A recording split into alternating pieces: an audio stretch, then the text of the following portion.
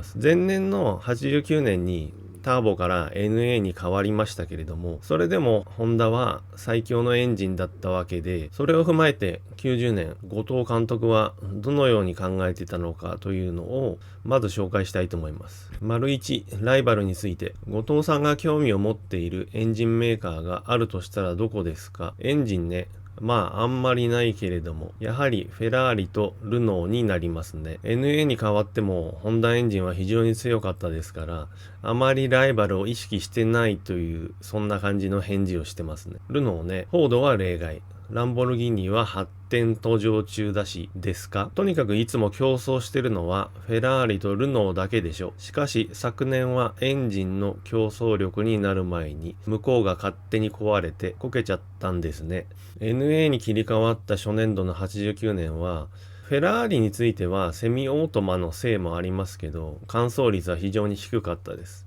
で、ウィリアムズ・ルノーも乾燥率はあまり良くなかった。なので、エンジンの競争になる前に、ライバルがリタイアしちゃったので、あんまり勝負になってなかったって言いたいんでしょうね。はい。で、次、丸2、技術的な目標。ところで、今年のホンダのスローガンは？スローガン？毎年発表されるでしょう。今年は30馬力アップとか。今年も目標は30馬力アップです。なかなか難しいんですよ。特に NA ではね。後藤監督は毎年スローガンを発表してたんでしょうかね。知らなかったですけど。今年も30馬力アップが目標だと。NA は難しいんだよと言ってますね。燃料規制下でのターボの場合は燃焼効率を上げれば、それをパワーに振り向けられたりするので、アップする要素はいっぱいあった。けれど NA ってのは単純でしょう？もし燃料規制でもあれば、少ない燃料でいかに速く走るか、どれだけの距離を走るかとなれば、単純な NA でももっと開発する技術要素が増え、技術の差が明確になってくると思います。ターボの場合は制御方法を進化させたり、何しろパワーアップの幅であったり、燃費をアップさせる幅というのが大きかったんでしょうけども、NA の場合はそれが非常に少ないと。で、しかもこの時のレギュレーションで言うと、NA はガソリンの使用量に上限がないので、技術の差があまりつかないって後藤さんは言ってるんだと思いますね。これが燃料使用量が決まってたりすれば、もっともっとエンジンメーカーの違いによってエンジンの性能差が出るってことなんでしょう。丸3、レギュレーションへの疑問。以前にも F1 にも経済性という概念があって、燃料規制がありましたが、今の F1 は燃料なんかいくら使ってもいい、規制がない。これでは現代社会に不可欠の効率という思考が抜けて大昔に帰ってしまっている。この後藤さんの指摘で私も改めて気づいたんですけども、ターボの時代はどんどん燃料規制をしてターボ車にとって厳しいレギュレーションに変わっていったわけですけど、 NA になったら燃料規制がないと確かにおかしいですよね。ターボだろうが NA だろうが効率のいいエンジンを作ることが、技術の進化だと思いますので、これでは現代社会に不可欠な効率という思考が抜けているという後藤さんの指摘はもっともだと思います。そうしないと他のチームがホンダに勝てないからでしょう。エンジンは動力源だから出力が大切なのは当たり前です。その出力を絞り出して、しかも壊れないという信頼性を保証するのがエンジンであり、さらに商品として経済性を要求されているはずなんですね。ここで質問している、そうしないと他のチームがホンダに勝てないからでしょう。おそらくそうなんでしょう。ホンダを締め出すというか、ホンダが勝たないようにターボの時代はレギュレーションをどんどん厳しくしていったけど、逆にホンダだけがどんどん勝ってしまったと。で、NA に代わって、ここでも燃料規制をしたら、また最初からホンダが大勝ちしてしまうから、そのルールは入れなかったってことなのかなって確かに見えますよね。ヨーロッパ勢が勝たないと困る。日本だけ勝たれても困るっていうのが F1 でしょうから。で、レギュレーションがどうかは置いといて、その純粋なエンジンの進化として後藤さんはもっともなことを言ってますね。エンジンは出力があってさらに信頼性があって当たり前だと。で、さらに F1 のエンジンといえども経済性というものが求められるはずだと言ってますね。早ければいい、レースが面白ければいいというものではないと思います。フィサにもっと次元の高いフィロソフィーを持ってもらいたいと思っています。F1 っていうのは自動車工業技術の頂点に立っているものだという理念があれば、あんなレギュレーションにはならないはずです。この後藤さんの指摘は最もだと思いますね。ターボの時はブーストを抑えたり、使える燃料の量を抑えたり、エンジンそのものの進化、もしくはターボの進化、制御の進化というものをそれでどんどん促したわけですけども、NA になったら燃料はどんだけ使ってもいいよ。で、ブーストはないですけども、例えば回転数であったりとか、そういうことにも何も規制はないと。それだったらコストが無限にかかってしまうわけですよね。それだと技術の進化というよりもお金持ちのとこが勝っちゃうという、後藤さんが言ってる自動車工業技術の頂点というイメージとは違ってきちゃいますよね。はい、次丸4です。NA の技術は限界。ここは他のメーカーが5バルブをやめた件について、5バルブは燃焼が難しいって語った後の話です。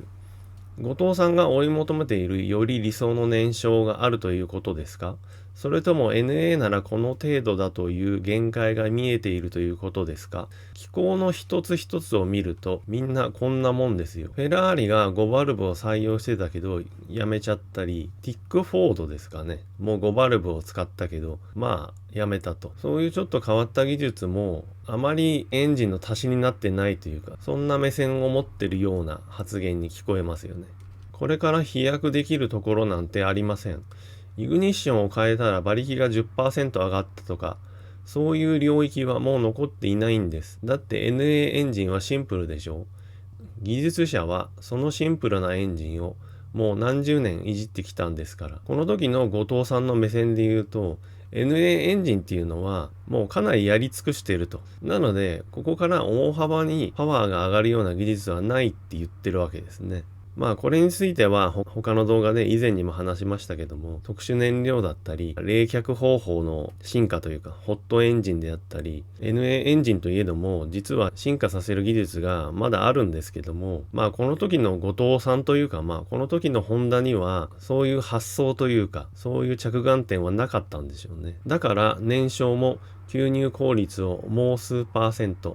フリクション側も数%と少しずつパーセントを集めて結果としてパワーアップしていくしかない。純粋なエンジンそのものの進化としてはこの通りですよね。少しでもフリクションを減らして少しでも吸入効率を上げて本当に地道にエンジンを進化させるしかない。NA エンジン本体の技術に関してはこの通りだと思います。で次に丸5 V12 への変更予定。V12 の開発理由は可能性があるわけでしょう。単純なことです。エンジンの軽量化技術が予想していたよりも進歩してきたので、V12 のウェイトペナルティを解消できる見込みが立ってきたからです。V12 のマイナス面は重さと長さなんですが、とりあえず重量はなんとかなるんじゃないかと。このインタビューは1990年が始まる前のインタビューですけども、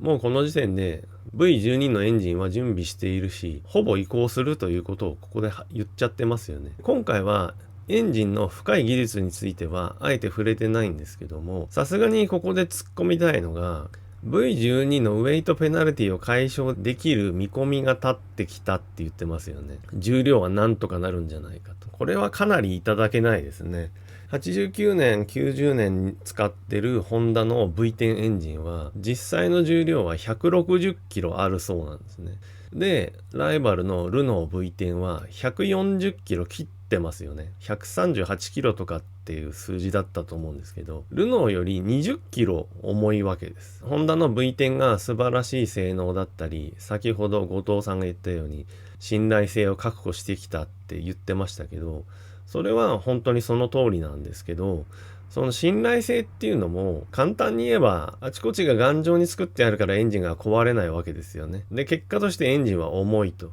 なので私が思うには純粋な進化という意味では信頼性も確保できたし、ある程度のパワーも確保できて結果を出してきたと。なのでここからはその性能を維持したまま大幅にエンジンを軽量化させるっていうような進化をしてほしいんですけど、160キロという重さでも後藤さんは十分だと思ってんでしょうね。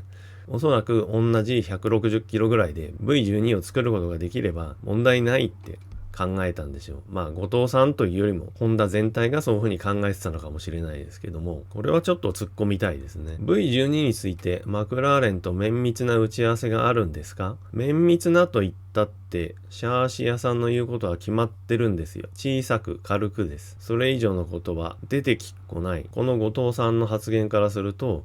マクラーレンがリードしているというよりも、やはりホンダ側がリードしてパッケージを決めているというふうに見えます。じゃあエンジンの寸法が決まればシャーシに合わせて作るしかない。しょうがないでしょう。エンジンができてからシャーシ屋さんが都合が悪いからここをちょっとへこませてくれと言ったところでへこむわけがないもの。後藤さんがここで言ってる理屈はその通りですよね。エンジンが出来上がってエンジンがここが邪魔だから削ってくれって言われたってエンジンは削れない。へこませらんない。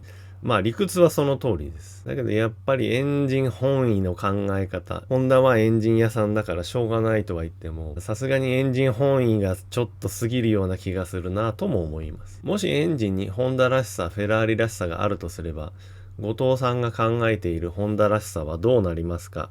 総合バランスでしょうね。燃料規制があった時も、ホンダは燃料切れなんかで一度もレースを降りたことはない。後藤さんが考えるホンダエンジンってどんなエンジンっていうのは総合バランスだと。で、ターボ時代に燃料切れを起こしたことはないってことを触れてますね。ルノーはありますよ。ポルシェもあるし、フェラーリもある。BMW もある。これはね、燃料を気にして走ったからではないんです。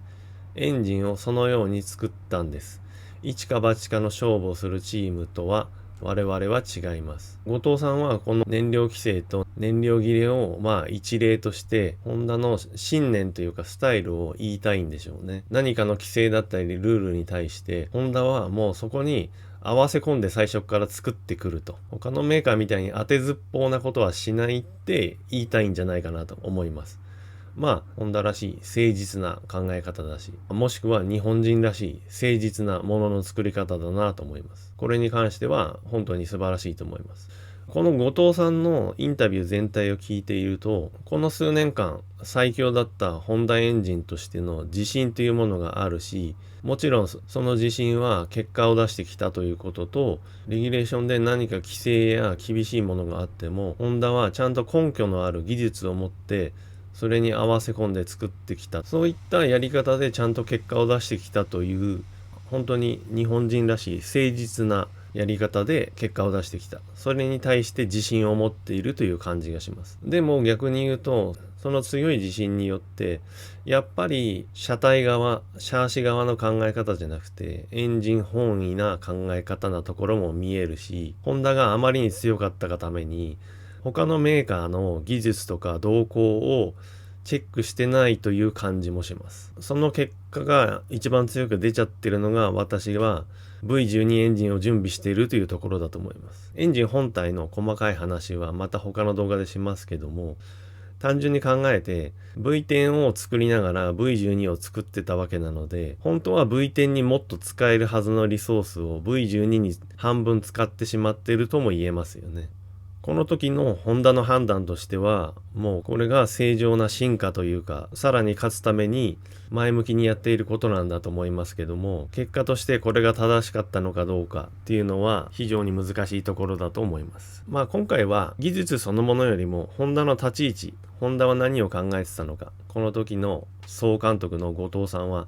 何を考えてたのかというのを紹介しました。このホンダ側の根拠というか何を考えてたかを分かった上でエンジンの技術そのものを見ていくとさらによく見えると思いましたので、まず MP45B の1回目はこの内容にしました。この MP45B は、何本も動画作って細かく分析していきたいと思いますので、皆さんよろしくお願いします。